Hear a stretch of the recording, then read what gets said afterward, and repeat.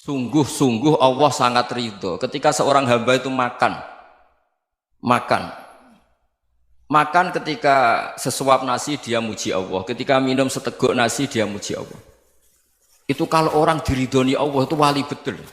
Itu untuk jadi wali itu gampang. Kamu makan ridho, kamu nginjak buminya Allah ridho seneng, kamu hidup keseharian aman seneng. Nah ini supaya sampean kita semua ngaji betapa panduan Rasulullah untuk menggapai ridho Allah itu banyak yang keseharian sekali. Saking kesehariannya banyak dalam hadis dan itu sahih. Nabi menyebut hal-hal yang keseharian. Hatta ma tas'alu fi imra'atika, kamu punya uang kemudian istri kamu bisa makan itu ibadah.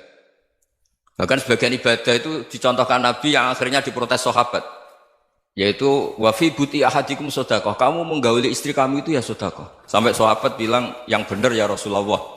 Ayati ahaduna syahwatahu wa huwa lahu ajrun. Masa urusan biologis, urusan syahwat kemudian dia dapat pahala. Nabi menjawab, alai salawadu'aha fi haramin akana alaihi wisrun. Bagaimana kalau dia meletakkan ke yang tidak benar itu kan dosa. Nah, hal-hal seperti ini yang saya ingin teman-teman semua lah, semua. Saya juga agak ingin ngaji demi Anda juga agak ingin. Itu dosa sekali ngaji kok pesanan kelompok tertentu itu enggak boleh. Islam itu untuk semua. Jadi ya cuma karena di depan saya jenengan ya seakan-akan jenengan korbannya. Itu ada ilmunya dalam usul fikih itu. Jadi orang itu harus ngaji usul fikih. Nama yang disebut, mungkin Mas Sufyan masih ingat zaman ngaji usul fikih. Nama yang disebut itu tidak jaminan sebagai prioritas perintah. Jadi misalnya gini, kebetulan yang di depan Nabi itu Abu Dzar. Nabi ya bilang, ya Abu Dzarin ini uhibbuka misalnya, atau ya Mu'ad ini uhibbuka, atau ya Abu Hurairah ini uhibbuka misalnya. Banyaklah riwayat yang Nabi nyebut ya Abu Dzarin, ya Mu'ad, ya Abu Hurairah. Kemudian misalnya Nabi meneruskan khitab, ini uhibbuka, saya mencintai kamu, fakul dubur sholatin, atau sebagian riwayat disebut falatadaan la dubura kulli sholatin, Allahumma inni ala dzikrika wa syukrika wa husni ibadatik. Saya mencintai kamu, siapa saja. Mu'ad bisa, Abu Dzar bisa siapa? Saya mencintai kamu, mohon kalau habis sholat kamu jangan lupa wiridan Allahumma a'inni ala dzikrika wa syukrika wa husni ibadatik. Ya Allah, tolong kami permudah supaya mudah ingat engkau. Anda tidak bisa mentang-mentang, wong nama saya Parmin, nama saya Purnomo, itu yang diperintahkan Mu'ad misalnya. Jadi yang disebut satu, tapi khitab itu untuk siapa saja. Saya teruskan ya. Jadi saya mohon semua kita melakukan kebaikan itu kalau dalam kaidah fikih disebut al yakin la yuzalu bisyak. Banyak kebaikan yang kebenarannya itu 100%. Tidak punya efek samping ke pihak lain, ke kelompok lain, ke komunitas lain. Itu tadi misalnya Anda makan dan itu murah sekali, hanya butuh satu piring. Setiap punyaan kamu muji Allah, setiap minum kamu muji Allah. Itu redaksinya Rasulullah SAW disebut Allah sangat ridho ketika seorang hamba makan, kemudian dia memuji Allah. Atau minum, kemudian dia muji Allah. Logikanya gampang, negara seperti ini yang kamu harapkan bentuknya kayak apa, mertua, ipar, komunitas, tetangga. Itu nyata terjadi itu kan belum pasti. Sementara yang mesti terjadi adalah kamu butuh makan, kalau tidak mati. Butuh minum, kalau tidak mati. Butuh bumi yang nyaman ditempati, kalau tidak kita juga mati.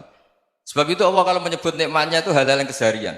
Alladzi at'amahum min ju'. Allah itu siapa? Allah itu yang menciptakan kamu bisa makan. Tidak berlebihan. Allah itu yang menciptakan kondisi sosial itu ideal. Zaman Nabi itu ya ada orang munafik. Orang-orang pilihan Allah itu juga diuji orang sekelilingnya yang macam-macam. Semua diuji sesuai konteks zaman dan waktu. Nah, tapi ada ibadah-ibadah yang selalu disarankan Nabi. Sampai Nabi itu pernah ditanya, ayul islami khairun ya Rasulullah, Islam terbaik itu gimana? Jawaban Nabi itu unik. It'amut to'am. Islam terbaik itu ya makan-makan, jangan santai-santai. Ketika Allah menyebut beberapa kebaikan, falak tahamal aqobah wa ma adraka mal aqobah. Terusannya apa? Fakku raqobah. Terusannya apa? Au it'amun fi yaumin di masubah. Ya, atau acara makan-makan itu juga Islam. Kenapa? Ya bayangkan kalau tidak ada makanan, kita mati kan? Kondisi sosial tidak ideal itu Anda masih gak apa-apa. Tapi kalau Anda tidak makan, Anda tidak minum, Kamu punya istri cerewet masih bisa hidup, punya mertua cerewet masih bisa hidup. Tapi kalau tidak makan bisa mati. Berarti penting mana istri sama makan? Penting mana? Makan. Semoga istri Anda dengar, nanti kamu disuruh makan tapi pulang deh.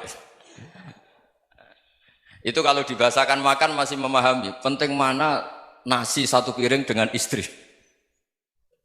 Nggak ada nasi mati, nggak ada istri belum mati. Penting mana? Gak berani jawab kan? Nah, ternyata Anda ada garang kan di depan istri. Jadi saya mohonlah, mungkin Mas Sufyan Sauri tadi yang bisa bantulah. Teman-teman tuh ngaji yang keseharian saja. Karena kita nyari ridha Allah itu berdasar firman Allah. Dan firman Allah itu menyebut keseharian tuh riang, gampang. Yaitu tadi misalnya wa min ayatihi manamukum bil laili wan nahar. Termasuk ayat-ayat Allah itu kamu tidur. Maka dulu itu ada guyonan, ada tokoh Mu'tazilah, kelompok dalam Islam yang berpikir manusia itu bisa menentukan ikhtiarnya sendiri. Karena saya bisa duduk, ingin duduk, ingin berdiri, berdiri. Karena kelompok ini nggak terima kalau semua kehendak Allah, nanti bagaimana kalau semua kehendak Allah kok ada hisab ya, ada sanksi. Lucunya itu dia akhirnya, ini cerita ya, mencintai seorang perempuan, cantik sekali. Dan itu dia menjadi ahli sunnah itu oleh hal-hal yang sepele. Karena istrinya cantik, ya namanya suami istri itu hubungan intim. Terus ditanya, Mas, masih ingin lagi? Masih. Silahkan diulang lagi. Wah ya tidak bisa. Katanya manusia bisa menentukan yang diinginkan. Itu tobat itu. Itu nggak bisa ditobatkan Mas Sufyan Ats-Tsauri. Orang cantik yang mudah nobatkan orang itu orang cantik. Segampang itu. Akhirnya kita tahu, makanya kalau dalam kitab Hikam itu disebut al-aqil mayyakul madza yaf'alu wa hubi wal ghafil mayyakul madza af'al. Orang yang punya akal karena sadar ini wilayah Allah, semua milik Tuhan. Itu dia tiap hari berpikir, besok Allah akan melakukan apa terhadap dunia ini. Kamu merencanakan sesuatu mau plesir, ternyata gempa. Mau wisata ke Rusia, ternyata perang. Kamu tidak pernah tahu apa yang akan terjadi besok. Wa ma tadri nafsum madza taksibu ghadan. Tapi anda semua kita ini sering punya jadwal permanen. Makanya saya kalau diundang siapa saja, sanad takdir. Yang jelas Gus ini acara penting. Ya masih acara penting nak pangeran ngersakno piye? Kowe ape dadi pangeran? Kamu kok mau jadi Tuhan? Itu kadang ya kiai. Penting Gus acara ini jenengan harus memastikan bisa. Loh kamu itu yang ngajarin tauhid, sesuatu itu biadillah kok bilang-bilang apa pasti. Kalau saya terus tak tobatkan loh kamu kata saya itu. Ya kalau gitu Gus bilang insya Allah. Wah itu hati saya, fisik saya, roh saya sudah bilang insya Allah. Tidak usah kamu latih kata saya. Nah hal-hal tauhid keseharian itu gampang sebetulnya. Wal ghafil yaqulu madza af'al. Tapi orang yang lupa Allah dia setiap hari bilang besok apa? Kita bisa melakukan apa? Seakan-akan dia itu aktor, dia penting, dia subjek permanen, dia. Padahal kita ini hanya objek kehendak Allah Subhanahu wa taala. Karena kita yakin sesuatu yang terjadi di alam raya ini kita tidak bisa apa-apa. Makanya saya sering ngaji, sering bilang saya, ketika Anda mensifati Allah, dia yang menghidupkan. Sudah itu tanamkan, sehingga ketika kita mati, santai saja. Kenapa santai? Allah punya cara menghidupkan kita. Zaman kita hidup juga gak tahu caranya ngelola jantung, ngelola paru-paru. Kamu juga gak tahu ngelola oksigen yang tidak beracun, tidak mengandung polusi. Tahu-tahu hidup. Gak ingin tua ya tahu-tahu tua, gak ingin mati tahu-tahu mati. Selama ini kita hidup juga agak tahu apa sebetulnya. Hanya gaya tok, punya jadwal, punya planning. Kalau kamu bisa menentukan pilihan Anda, pasti Anda istrinya cantik, 4 neriman semua, qanaah semua. Nyatanya enggak kan? Ada 1 jelek, cerewet. Oh itu kan, nyatanya enggak bisa apa-apa Anda kan? Dan kamu bawa mati lagi. Itu kan istri Anda juga gitu, punya keinginan punya suami yang ganteng, yang jabat, yang neriman, yang enggak poligami. Ya enggak kesampaian juga. Kalau kita ngitung tingkat kegagalan kita itu gagal terus. Ya kan? Nah, terus ingat Allah, madza yaf'alu wa hubi. Orang yang punya akal selalu berpikir Allah itu menghendaki apa terhadap saya. Lalu sama-sama orang ngelihat orang yang serius, itu kata Anda itu pemikir berat, serius, senang punya tokoh yang merengut tuh, karena kamu anggap serius. Tapi sebagian orang anggap orang yang serius itu wong merengut, wong masam, wong muka kok ditekuk. Jadi sama itu hati ya muqallibal qulub tsabbit qalbi ala dinik, karena kita nggak tahu cara berpikir kita tentang orang lain, tentang sekeliling kita. Misalnya kita orang baik yang jenis ngrumat fakir miskin, ada orang bangun masjid mewah itu janggal. Apa artinya masjid mewah kalau banyak orang kelaparan? Tapi kalau yang jenis pendidikan, apa artinya masjid mewah kalau tidak bisa ngaji? Nanti yang jenis infrastruktur, apa artinya ini kalau semuanya punya sudut pandang yang berbeda-beda. Dan Islam mengapresiasi semua kebaikan. Tapi katakan semua kebaikan itu adalah kehendak Allah Subhanahu wa taala. Karena apapun baik Anda itu pakai fasilitas yang diberikan oleh Allah Subhanahu wa taala. Sehingga ini yang disebut qulillah tsumma darhum fi khawdihim yal'abun. Ya kembali tadi ke tema-tema bahwa keseharian Anda ini sudah Islami. Saat Anda tidak bisa melakukan apa saja. Saya sering ada jenazah, biasanya kalau tetangga meninggal saya sering disuruh ngelepas. Saya bilang orang ini baik.